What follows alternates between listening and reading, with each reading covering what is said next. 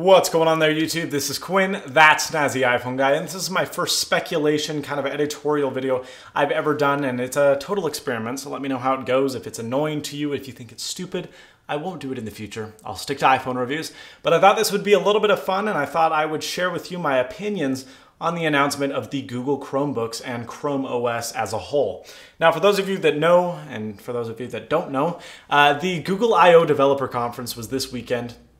Well, this week rather, and it's really Google's showcase of the year. It's where they show everything, and everything is really total Google all week. And you know, they've done a really good job at it, and it's been great in the last few years. And this year was really exciting about Android. I'm not going to talk about Android today, maybe in a future episode, but a lot of the problems Android's been having have been thrown out the window with the latest developments Google has been making, and I'm super excited. But what I want to talk about is ChromeOS. Now, back in the 2009 Google I/O, some of you may have remembered, or may still remember, the announcement of ChromeOS.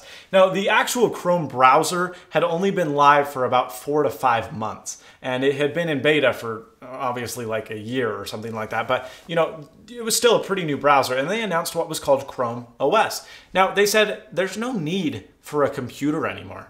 You don't need you don't need a hard drive, you don't need a heavy-duty processor, because everything is moving to the cloud. It's all going to the sky, you know? Even, especially every week, there's more and more evidence that this is where things are going. I mean, Amazon's Cloud Tunes or whatever storage deal, their online music service that you can just hop on your iPhone or hop on your Mac or wherever you are, as long as you have an internet connection, you can listen to every song you've ever bought, which is really cool. And that's where a lot of these things are heading, is to the web and to the cloud. And I think it's totally true. I just don't think that we're quite ready for prime time, and Google wants to disagree with me, but I'd like to disagree with Google. So right here, I have a computer. This is an actual computer running Macintosh OS X. It has a heavy-duty processor in it because it's running a web OS, or it's running a Macintosh OS X. And then in here, I can edit Premiere Video. I can edit, this or that. I can open this application, and everything is localized on my computer. Sure, I get on the web to look at websites and check email, but that's pretty much all I do. I'm not editing photos on the web. I'm not doing this or that, or I just use Photoshop, which is on my hard drive. And Google's saying, you don't need a hard drive anymore. We're to the point where you can use everything on the web. And I think that we're getting close to that point, but I don't think we're quite ready for prime time. So what ChromeOS is it is the Chrome web browser that is dedicated to a laptop. And they actually have a little Chromebox computer too. There is no heavy-duty processor. There is no this, that, or the other, because you don't need it.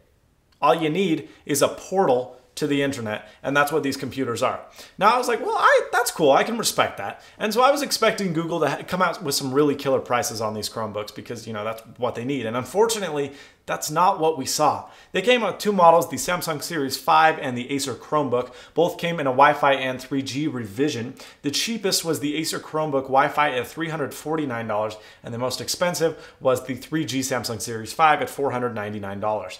Now, all right, $500 for a laptop, I can deal with that. When you look at the processors, it's really lousy. There's not good specs in the computer. And granted, you don't need good specs because all you're doing is living on the web. But that's the other problem. $500 for something that doesn't even have an operating system seems incredibly expensive to me. I can walk into Best Buy right now, and heck, I can jump onto Amazon and find it even cheaper. I can find a good laptop. Not just like it's okay. I can find a good laptop for $500, and I can find an laptop for probably $350.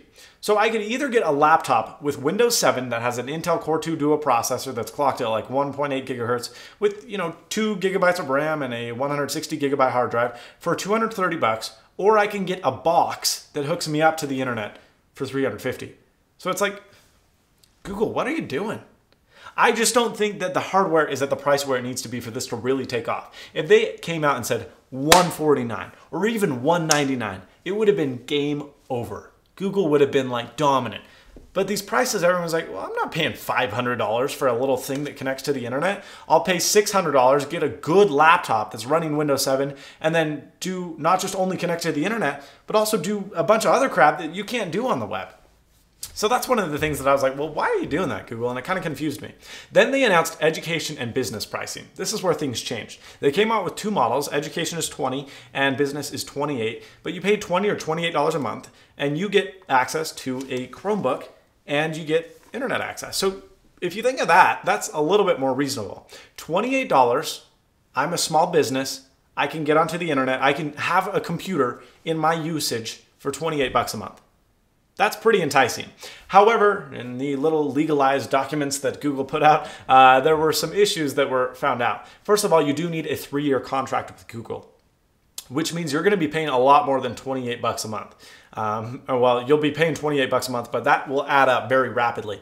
Let's say I'm a small business, 28 bucks a month. After the course of 3 years, that's $1,008. $1,008 for a mediocre machine. For $1,000, I can pick up a seriously powerful Windows 7 laptop. I can run every application I need to do. It doesn't have to be on the web. I can run Photoshop and Excel, and I can run my point of sale software. And so I think for businesses, it's really impractical because there's a lot of businesses that are really slow moving. They're not even out of Windows XP yet. And granted, that's because IT departments are slow and you have to do full server upgrades and it's expensive to license every piece of software that comes out. And so that's one of the reasons this is enticing. I think you can get rid of your IT department. There's no need to maintain these computers. You don't need to buy antiviruses. You don't need to buy Windows 7. You don't need to buy Microsoft Office. You don't need to buy Photoshop for each individual computer because licensing is on the web. It's a lot cheaper. It's a lot less expensive. And that's where I think things are going. The problem is, a lot of businesses won't buy it. Until they see Photoshop on the web performing as well as they do on their computer, no one's going to buy it. And that is the biggest problem, is I do think that a lot of companies do want to bag their IT department because servers are so expensive and antiviruses are so expensive and you have to pay 3 guys $50K a year to maintain it. That's a lot of money. And the Google Chromebooks, 28 bucks a month, that's a crap load of a lot money less. I mean, it's still theoretically expensive in the consumer standpoint, but for businesses, 28 bucks a month per employee is so cheap. The problem is we don't have the resources or we don't have the applications yet to make that 28 bucks a month worth it. Now let's move to educational institutions.